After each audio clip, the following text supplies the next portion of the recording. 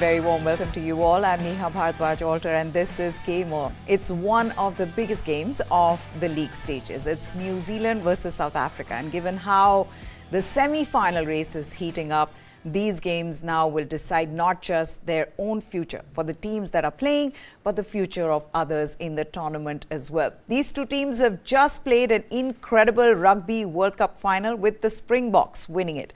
So expect that rivalry to come down here as well. So it'll be a cracker of a match. Jamie Alter's here with us, as is Chetan Narula. Both these gentlemen have been with us throughout this tournament and will continue to do so till the 19th of November. Thank you so much and welcome to both of you. South Africa, though, Chetan, as we discussed yesterday, will be slightly more desperate given the matches that they have left and given that, there is that choker stack that is still not, that'll be always attached to them. They do not handle pressure well. They don't want to put themselves in that situation. So let's just quickly cement our place before we can.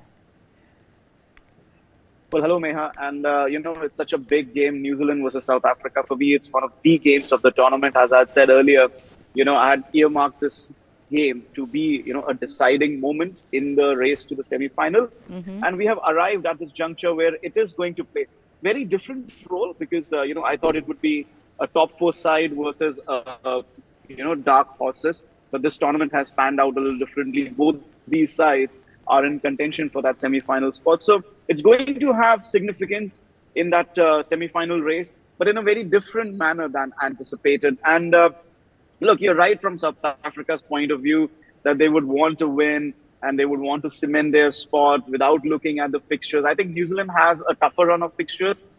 But that pressure remark, that choker's tag, although I don't think it applies to this team, but yes, that will be in their back of minds, but not particularly, heading into this game, their only thought will be, what, it's a good batting surface, it's a small boundary, let's go and do what we have been doing at other grounds like this, put up a good total and then see how it goes. And I think from that perspective, South Africa will be raring to go and focusing just on this game. That roar from Keshav Maharaj and that partnership with Tabriz Shamshi, that again, made us realize what that tag does to them. They know what it means to win in pressure situations, in difficult chases, Jamie. They were able to do that against Pakistan, but this is different against New Zealand. And also the jinx of the World Cup, where South Africa have lost 5 games in a row to New Zealand. Will that be playing on their mind at all? It's interesting, right? Because that same 24-year-old jinx was also there in the match against Pakistan, and it took them every single ounce in their collective armory to get past Pakistan, So they'll be backing themselves to do it again. They'll probably believe that they have turned a corner when it comes to not collapsing with that win. Again, I mean, you look at what South Africa have done right in this World Cup by winning all those matches batting first. And by getting, those big totals, they've got their net run rate in such a good position. Realistically, it might not guarantee, but realistically, one win out of the next 3 should be enough to keep them in the semi-finals, right? Because of that superior net run rate. The other thing is, and I'm guessing they probably wouldn't want to face India in that semi-final. So if they can win 2 from here, it'll show that they won't be playing India. But that said, knowing the South Africa, the history they have, they're just taking it one game at a time. I don't know how much of their discussions before the Pakistan match would have focused on that same 24-year-old jinx that applies to this New Zealand team. But if they got over the line against South Africa in an excruciatingly tense contest, I would hope that South Africa, for the sake of their fans and for the sake of a fun business end of this World Cup, they also managed to do the same against the Black Caps. But knowing the New Zealand team, they're also coming off 2 defeats. They need to win 3 out of 3 from here. So expect them to also lift their game against a team they've not lost to since 1999. Yeah, so let's set this game up for you then. Today's match in Pune sees New Zealand play South Africa for the first time since the 2019 World Cup and just the second time since 2017 when these two teams previously met at Edgbaston in the World Cup 4 years ago. A Kane Williamson century dragged the Black Caps over the line and effectively ended South Africa's poor run at the tournament, as well as a losing streak to New Zealand dating back to 1999. So then Can the Proteas end that 24-year jinx today in Pune? All eyes will be on to that game. We have seen the form being on their side and a terrific batting lineup. They've got bowlers taking wickets and might just have turned a pivotal corner by defying the odds to beat Pakistan by 1 wicket. On the other hand, New Zealand have been jolted by 2 losses in a row after 4 wins on the trot. Kane Williamson remains a doubtful starter and Lockie Ferguson's fitness status is not yet known. Though Tom Latham, he was optimistic about the fast bowler's return. A win for South Africa will all but assure them of a place alongside India with 12 points. New Zealand, of course, they could confirm the nature of top 4 if they win today. And, it'll come down to the points needed for the 3rd or 4th places. But anyway, at the end of it, it's a cracker of a match, Jamie. Also, given how close these 2 teams have fought in the last match that they played, we already spoke about, South Africa winning against Pakistan, but New Zealand lost to Australia in the most dramatic manner in what was one of the best matches of the league stages. So they fought these close matches, and today they'll probably avoid that. They'd want a one-sided game, but can they get it? That's the big one, because both these teams are in form.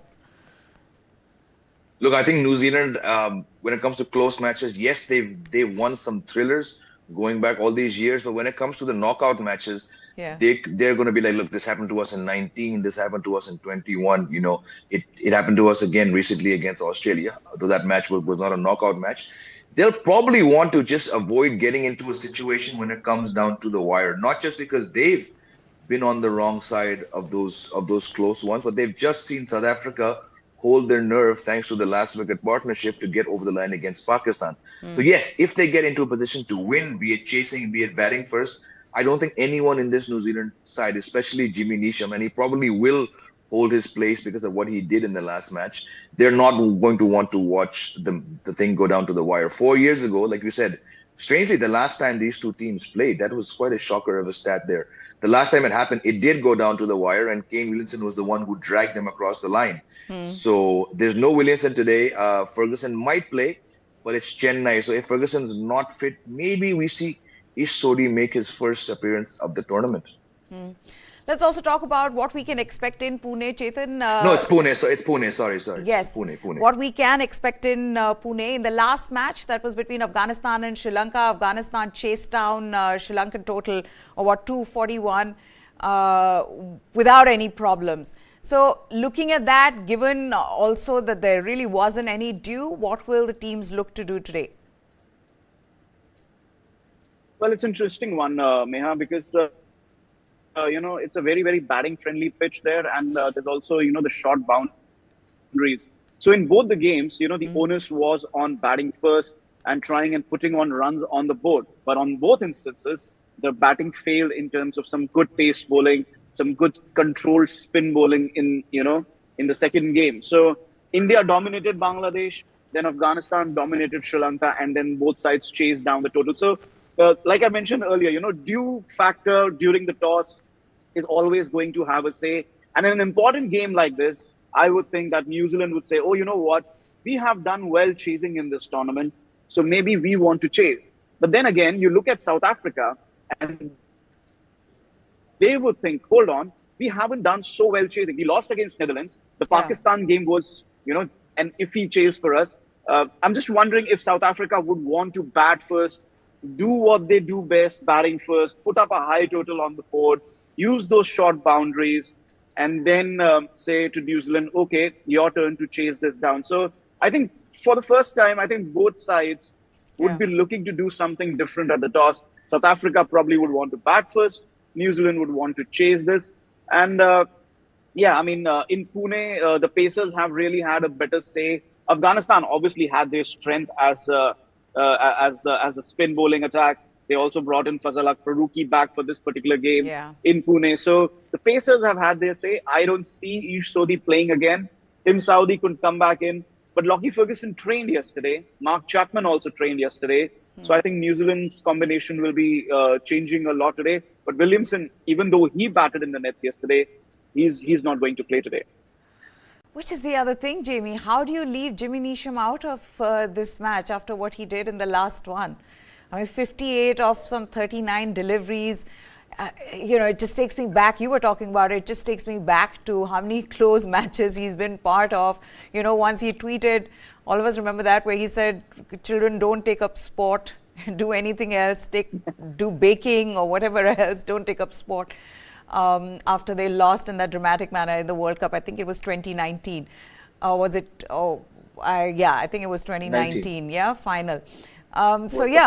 Leaving Jimmy Neesham out after that terrific knock. It'll be tricky because look, Mark Chapman, I think he falls in the all-round category, but he's not bowling. They're getting Glenn Phillips to do an outstanding job. I think he took 3 wickets the last time around. So if Jimmy Neesham goes out, I mean, are you bringing Mark Chapman in, who has not really done much? I think he's batted twice and there's only 1 real innings of note. So if it's that, then you may as well just go on with Ferguson. I mean, go on with Neesham. If you're bringing him in at the expense of Ferguson, then we've all seen at first change what Ferguson is doing. So I think it all comes down to the conditions. In theory, I mean, Mitchell Santner should be scoring a lot more runs because he's a very, very capable batsman. So if he can start doing Jimmy Neesham things down the order, the team would probably look better. But until Kane Williamson comes back, they're always going to struggle with that balance. I mean, Rachin Ravindra has had 2 outstanding matches, 1 middling 50, but with the ball, he's sort of not been operating as good as he did in the first couple matches. So it's going to be tricky with the selection for this match. Which is the other thing, when a team like this and you're trying to, when you're meeting, each other, where man to man, Chetan, you have everything covered. Yeah. You're at par. You look at both teams, and today when we'll get the playing 11, you look at the team and you say, you know what, you can't make out who's a better side, because they've got all bases covered. And that's what makes it even more interesting, because you cannot predict today who is going to come on the top. Look at this likely playing 11. I mean, Rachin Ravindra, what a tournament this has been for him. Devon Conway, he gets going, he's unstoppable. Then, Glenn Phillips, Daryl Mitchell, the kind of things that they've been doing. You look at the batting of South Africa. Quinton de Kock, he's been unstoppable. And then there is Van der Dusen. I think the only problem everybody has right now is with Temba Bavuma, but everybody else seems to be firing. Aiden Markram, scoring runs, 100 class and out of the world. Incredible batting, and Chetan? Yeah, these two sides match up in every way possible in terms of their playing 11s and the kind of results and the performances they have been putting. I mean, yes, New Zealand have lost their last 2 games, but if you look at it, who are they playing? They were playing India and Australia, which are the other 2 sides in that top 4 at the moment. India, I again have to say this, yes, India won comfortably, but if New Zealand had scored 30 more runs, the complexion of that game would have changed seriously. And then you have to look at the Australia game. They were chasing 390 odd. I mean, that's a very, very tall chase, however you look at it. And in the end, they lost by 5-6 runs. They did get to 380 something. So in both those cases, New Zealand were close, but just far enough away from the finishing line. From that perspective, you have to give it to New Zealand that they have been playing well, that, these challenges are not, making them nervous, or they're not saying, okay, you know what, we can only perform against the low lead sides. They are performing in a very, very consistent manner. Same for South Africa. If you leave apart that Netherlands chase, they have been consistent in terms of their batting. Their bowling has impressed.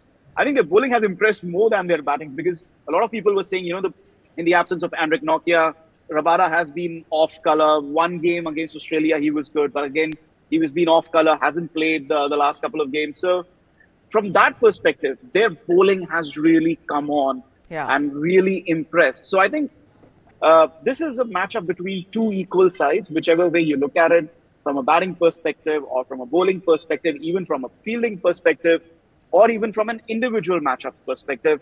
Devon Conway, he's just fired in the 1 innings. He hasn't fired since then.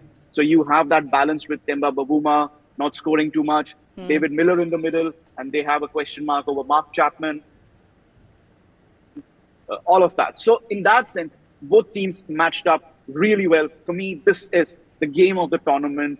It was the game of the tournament for me beforehand. It's still the game of the tournament for me.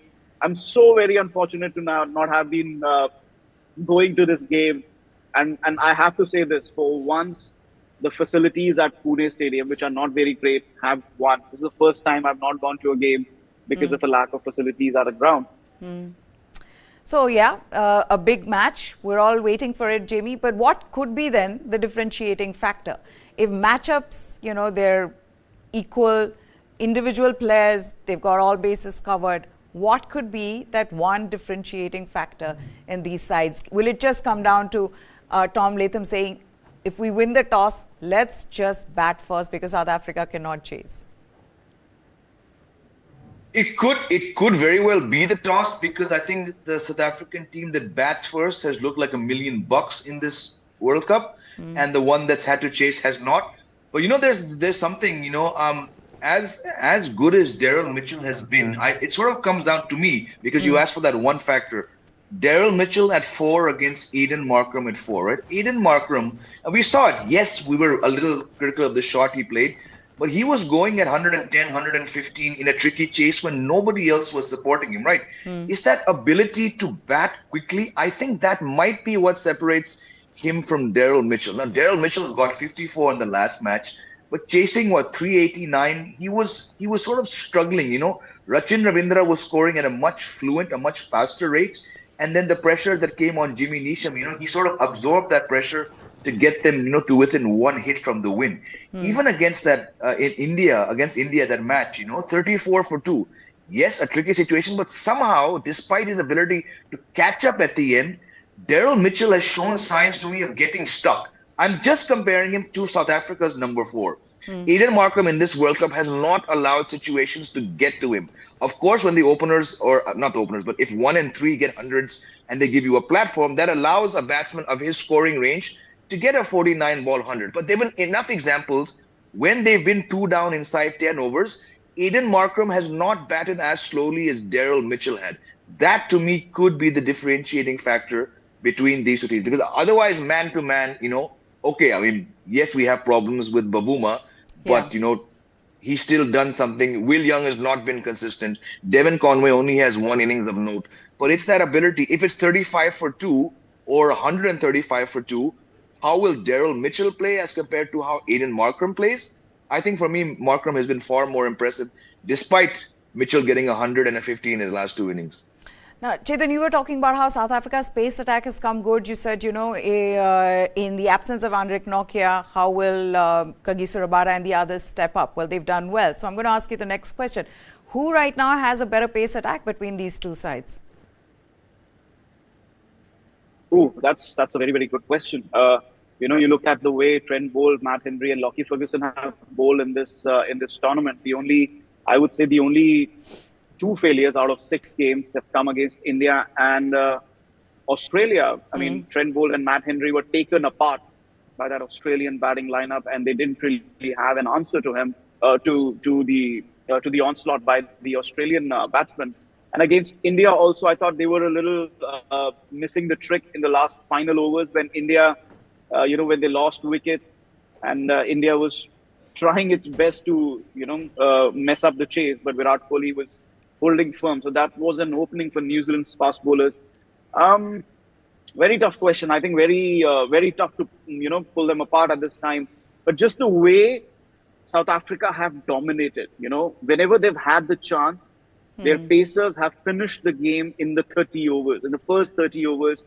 Yes, in the last 20 overs, there have been instances where they have, you know, not taken too many wickets and given away a few too many runs in the last 20 overs, but they have not been of high consequence. South Africa has finished the game. Their pacers have finished the game on many instances in the first 30 overs. So on that bit, I would say South Africa have a better bowling attack. And also the fact that Lockie Ferguson might not play today. He's been key for New Zealand in the middle overs. But if he doesn't play today, then it's down to James Neesham or Tim Southee, who's coming back from an injury, hasn't played much. and he's thrown in the deep end against a team like South Africa. A batting lineup which is really good in the middle overs.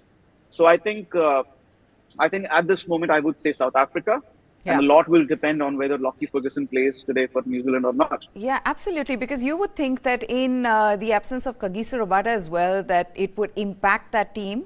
But that hasn't happened. And Jamie, that's why you need to give credit to someone like a Marco Jansen and how well he is bowled.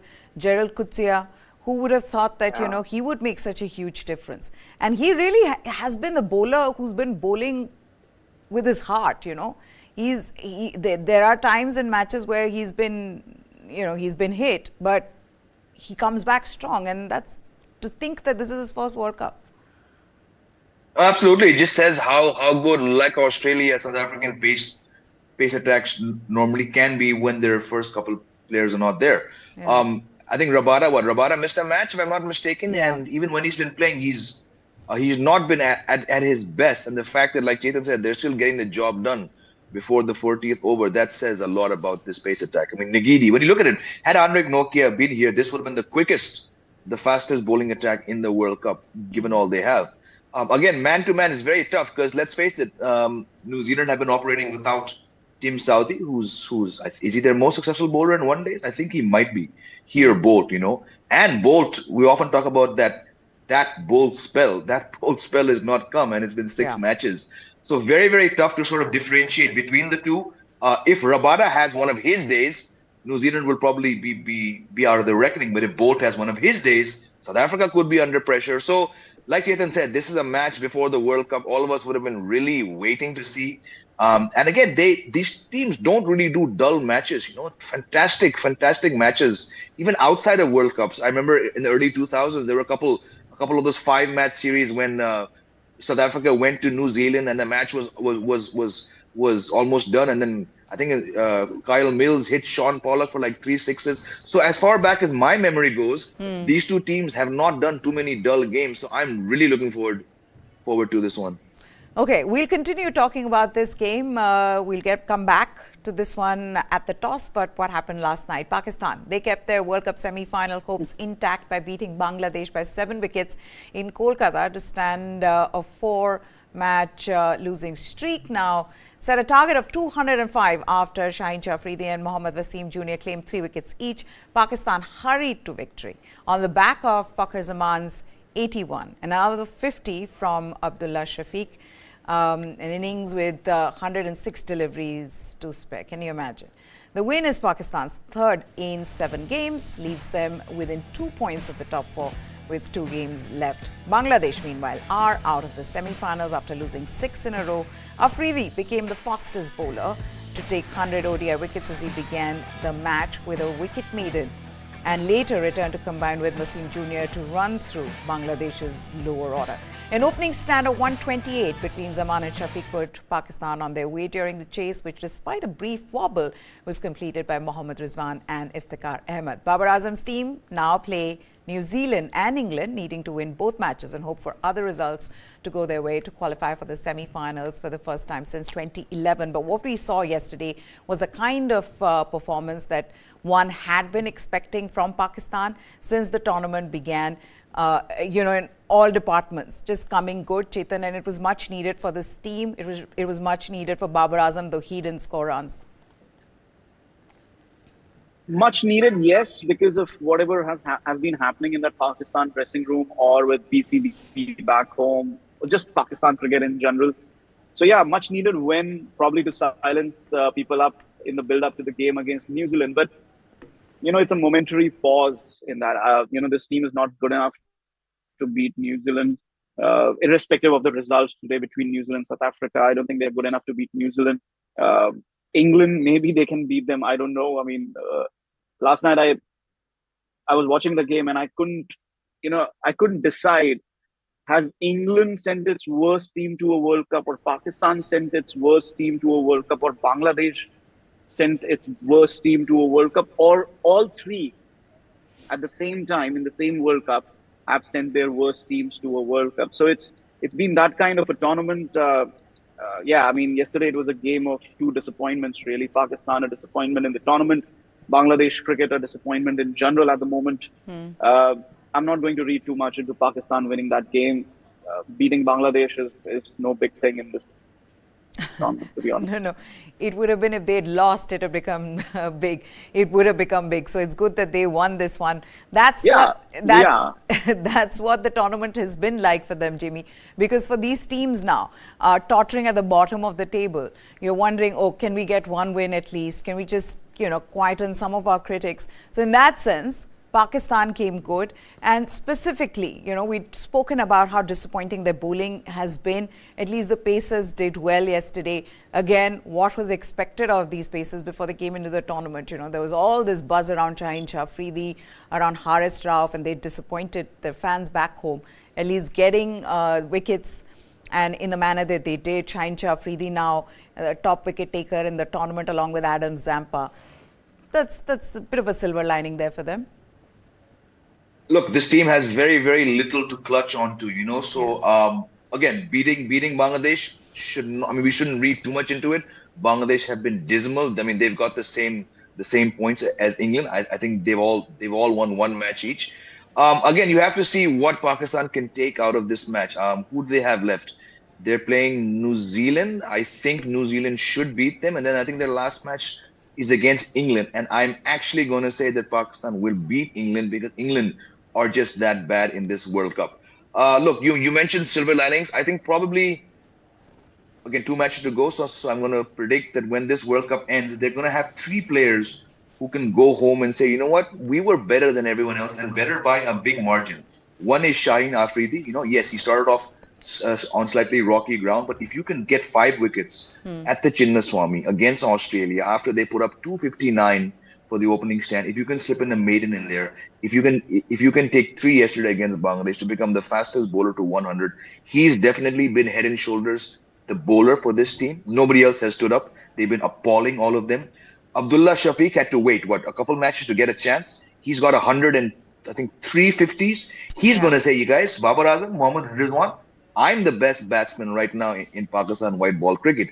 And then Mohammad Wasim Jr., I think he got 2 against South Africa, if I'm not mistaken, and then he got 3 yesterday. He has been a distant second when it comes to the bowling. So these 3 players, even if Baba does get 100 in the next 2 matches, even if Rizwan does something, even if Iftikhar does something, what this team has failed to do is support Shaheen, the bowler, and failed to identify that Shafiq should have been playing before Imam and Fakhr at the start, and probably realized that having Mohammad Wasim Jr. sit out so long was a mistake. Otherwise, there's absolutely nothing for this Pakistan team and their fans to speak about from this World Cup. What I also thought of, and I was reading this somewhere else as well, Shaheen Shah Afridi, could he be Pakistan's future captain? And it made me think. It was interesting because now with all the scrutiny on Babar Azam, and clearly the tournament can't get any better for them from here on. Even if they win, it's going to be very difficult for them to make it to the semi-finals. Is that something that their selectors might even look to do?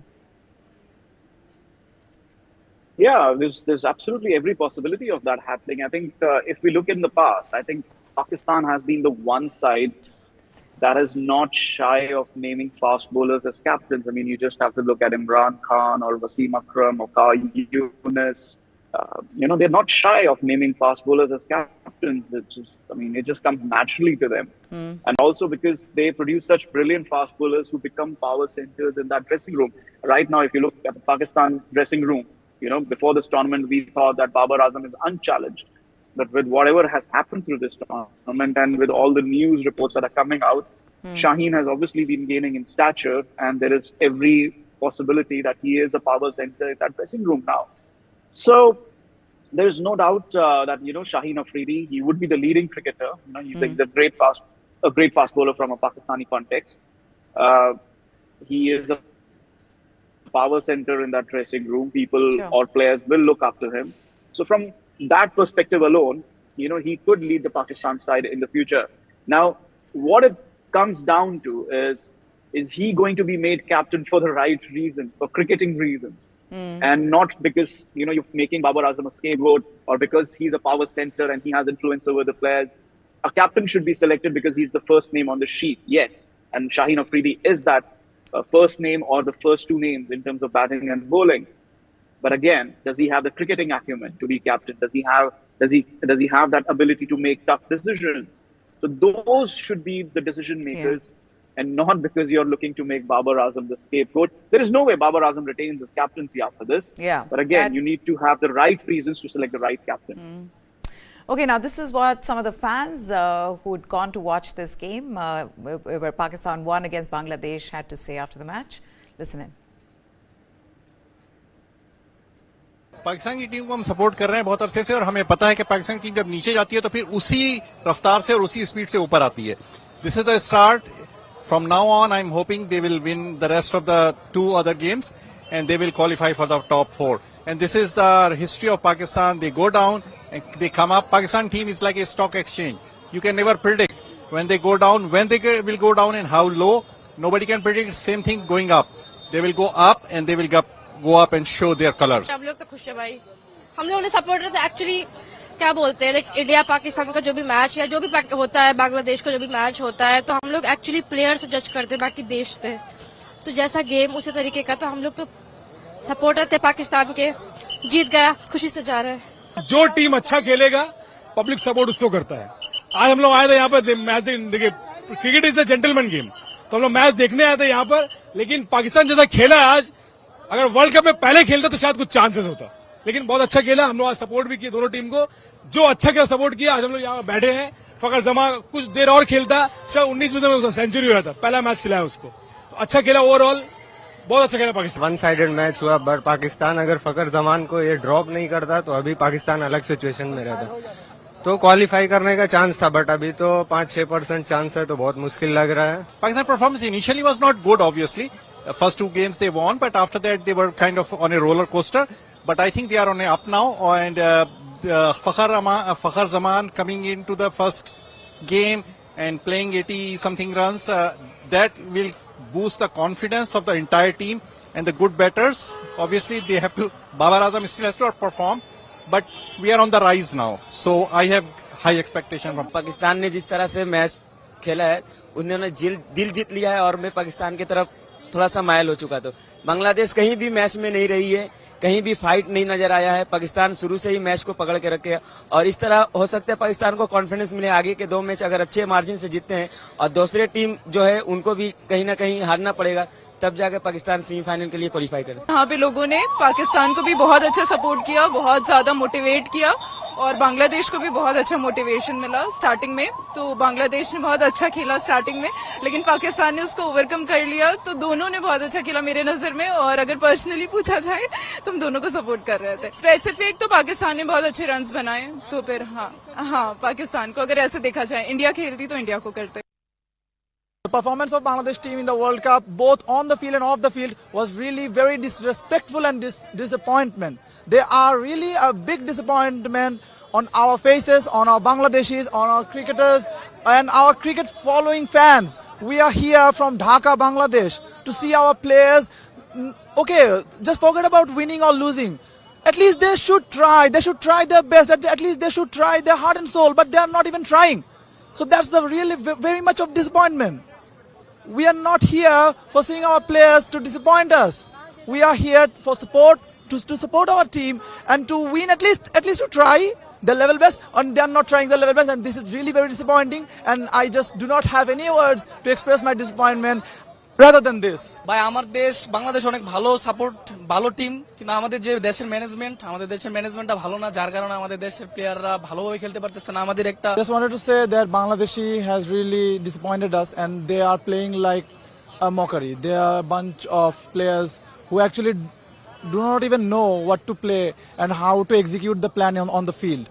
So I just want to say, the way we write in here in the placard that hum nahi jeetenge hamari marzi, I think they also portraying this on the field. So we have written this in the grief of our heart, by the grief of our heart. So we want our team to bounce back, and which is really, I don't see it really possible the way they are performing. So let's hope for the best for the next 3 matches, but I really don't hope that much that we will bounce back in this match. But the way my friend has said, our target is to stay at the 8th number, at least at the 8th number on the ranking, so that we can play the next Champions Trophy. Pakistan के साथ हम लोग अच्छे खेलना चाहिए था because the last matches Pakistan खेले हैं अगेंस्ट साउथ अफ्रीका और इंडिया के अगेंस्ट जो खेले था, तो हमको लगता था कि हमको जीतना चाहिए था पाकिस्तान के अगेंस्ट भी। तो ये बहुत डिसअपॉइंटिंग रहा हमको लिए और हम चाहते हैं कि कुछ चेंजेस आना चाहिए बोर्ड में भी और प्लेयर में भी और हमारे मेंटलिटी में भी चेंज आना चाहिए। So disappointed fans, both for Pakistan and for Bangladesh. One was quite confused, just as confused as the Bangladesh team. But let's come back to the match today, where New Zealand have won the toss, and surprise, surprise, we all thought they'd want to bat first, but they have opted to field. Tom Latham at the toss said it's a reasonably good surface, potential dew later on, and that's why they've chosen to field first.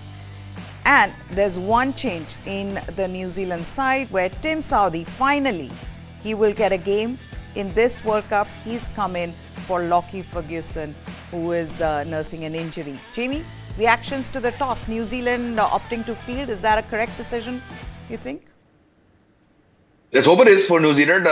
It's a very confident decision. It backfired, yes, by the smallest of margins against Australia. But I guess the fact that Tim Southee is back, they're taking a lot of confidence from that. Again, I mean, we've seen this South African team, whenever teams have said go bat, they've batted, and they've batted very, very well. So good luck to New Zealand. Maybe the dew actually shows up here. We've seen in the last couple of games, it's been a bit of a factor, but I would have wanted them to actually bat first because they have the batting to put South Africa under pressure. Yeah. But best laid plans, they must have them. So, yeah, go for it, New Zealand.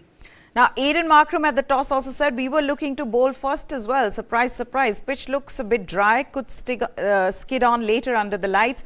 There's one change for them as well. Kagiso Rabada, he comes in for Tabriz Shamshi, and rightfully so, which is what we saw in the last game as well. Pacers do get an advantage here. Chetan was mentioning it. Fazal Farooqi, he got 4 wickets when he was brought in.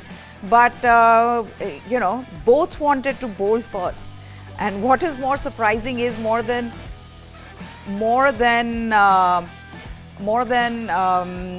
New Zealand wanting to do it, South Africa also wanted to bowl first, despite the fact that they've done so well batting. Chetan?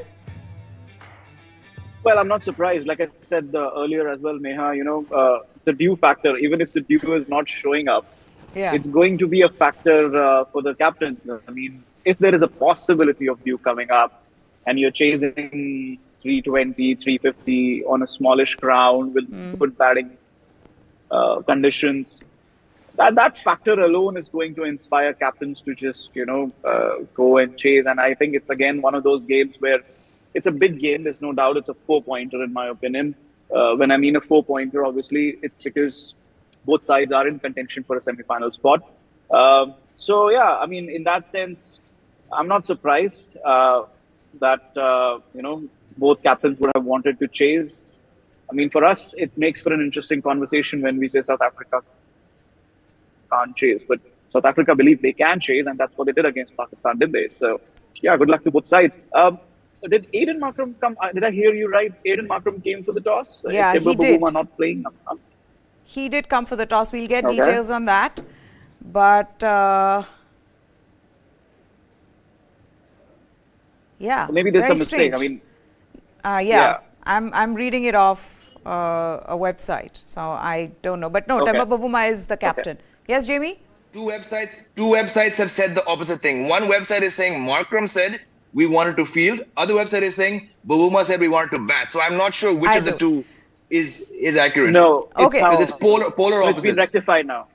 No, it's been rectified now. So it was a mistake there. Okay, so that's Temba Bavuma. He's listed, So I was just confused for a moment as to that's a South good Africa spot. done something right. That's a good spot because Temba Bavuma came and they've corrected it now, and he says that we were looking to bowl first as well. Which again, you know, I mean, how many times will we have this conversation? It's a big match, high pressure match. Just bat first, Jamie. Kaise samjhaye? Again, I'm still seeing two reports. The names are rectified, but one website is saying Bavuma wanted to bat, Bavuma wanted to bowl. So I'm not sure what was actually said. But yeah, I mean, I think we've seen the dew has it's appeared in what, a handful of matches. It's not been the factor, but yes, like Chetan keeps reminding us, it is a factor when captains go out and take the call. But seeing how South Africa have been a very different team chasing, I personally would have wanted to see New Zealand bat. Also, in the last match, they made the same mistake and they lost. So maybe to rectify that, you would want to bat. But I'm sure that, like I said, they have their best laid plans. Okay, so the news from Pune is that New Zealand have won the toss. They have opted to field first. There are a few changes for both the sides. There is for South Africa, Kagiso Rabada. He's come in place of Tabraiz Shamshi. Again, it's heartbreaking really when you play like that for Tabraiz Shamshi as well, and then you're asked to sit out. But that's just the way it is. So Kagiso Rabada comes in for Tabraiz Shamshi. This is an absolutely brilliant lineup for South Africa, and if we could put New Zealand's lineup as well, where there is one change for New Zealand, Tim Southee. He has come in place of Lockie Ferguson. So those are the changes. How big will this decision be for New Zealand? They've opted to bowl. Can this come back to bite them? We'll have to wait and watch out for that. But South Africa will not complain. They love to put up big totals. That's what they've done throughout the tournament. They look to do that today as well. They've got an in-form batting lineup, everybody firing. And so, we'll have to wait and watch out for what's the target that they are going to set for New Zealand, which has led me to my predictions. There is no 6 o'clock today, so you guys can predict the results already. And tomorrow we can figure out whether you guys were right or wrong. We'll probably be wrong.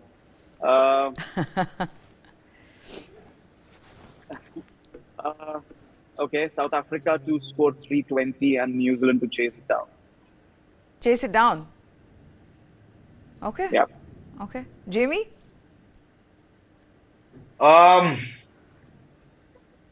New Zealand 312. South Africa to lose by 10 runs. South Africa batting first, right? Sorry. I've opened up 4 websites. 3 of them are saying different things. South Africa are batting first, right? Yeah. South Africa 320, New Zealand to win by 2 wickets. Exactly what Chetan said. Okay, I didn't hear that, but that's okay. There you go. He said 320 and they'll chase it down. You've put the 2-wicket prediction. Okay. Now, quickly, before we wrap this up, the Indian team, they had their training session ahead of the match against Sri Lanka at the Wankhede Stadium. And now we know Shreyas Iyer, he's got a short ball problem. And that problem has been highlighted in this World Cup yet again after he's been dismissed multiple times while trying to face this short delivery. So, in the practice session at the Wankhede Stadium, ahead of that crucial match against Sri Lanka, the Indian team had an optional session.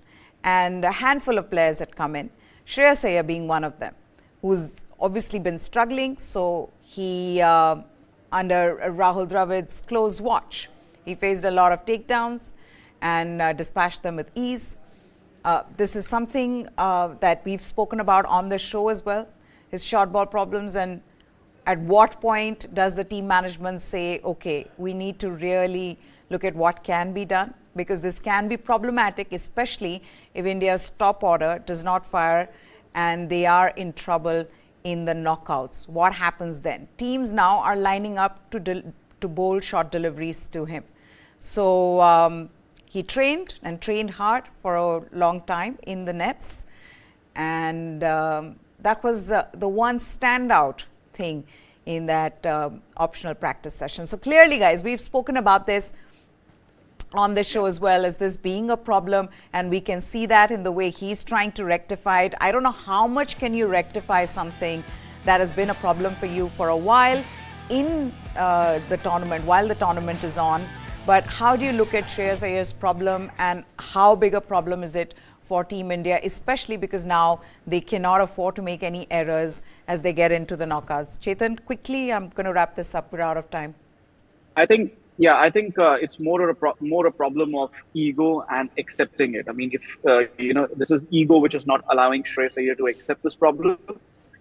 If he had that, he does have that Mumbai Khadoos mentality.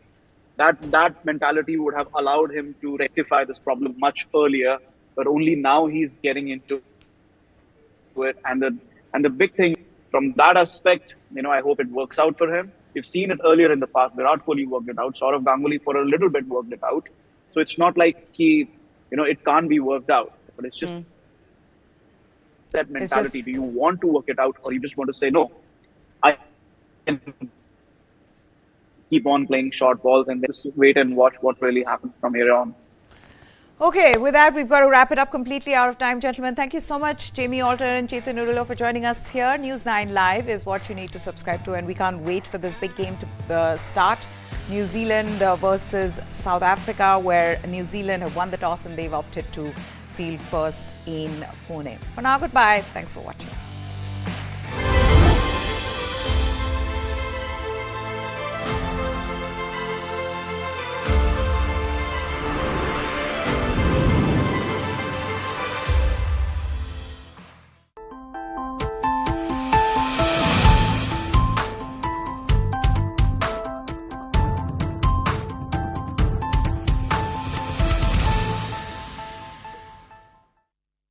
With all this gear, you must be wondering if I'm climbing a mountain. Well, let me give you a wider look of this place. This is Asia's largest mountain of shame. A mountain of waste, almost the height of the Qutub Minar. When you enter capital cities of some of the biggest countries in the world, you don't have 3 garbage mountains waiting to welcome you, depending on whichever side of the city you enter from. The thing is that a lot of times we talk about landfills only when there's a fire at the landfill. You need to understand that a landfill is at fire almost throughout the year. It's only when the firefighters are not able to douse the fire is when it actually catches the nation's attention, the city's attention, or media attention. The towering landfills worsen one of Delhi's biggest problems: pollution. यहाँ पर आप रात को आओ, दिन में आओ, आप 1 घंटे बैठ नहीं सकते बाहर। इतनी धूल, प्रदूषण, महक, आप खाना भी नहीं खा सकते बाहर बैठ के। Life around the landfill is a curse. हमारे घर में जो बड़े हैं, उन्हें अस्थमा के वो पेशेंट है। आए दिन उनको नेबुलाइजर लगाना पड़ता है। डॉक्टर ने मुझे ये चीज बोला कि यहाँ का एरिया छोड़ के कहीं और चाहिए। Delhi's garbage mountains are now a fetid symbol of the national capital's trash problem. The question is, who is to be blamed?